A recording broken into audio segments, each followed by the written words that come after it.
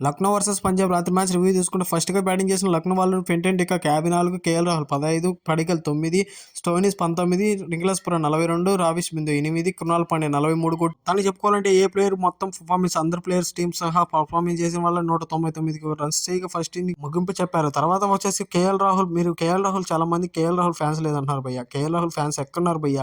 ఈ వీడియోకి ఒక సబ్స్క్రైబ్ చేయండి, చూద్దాం కేఎల్ రాహుల్ ఎంతమంది ఫ్యాన్స్ ఉన్నారు, ఎంతమంది ఎక్కడ వెళ్ళినా కూడా కేఎల్ రాహుల్ ఫ్యాన్స్ ఎక్కడ అంటున్నారు.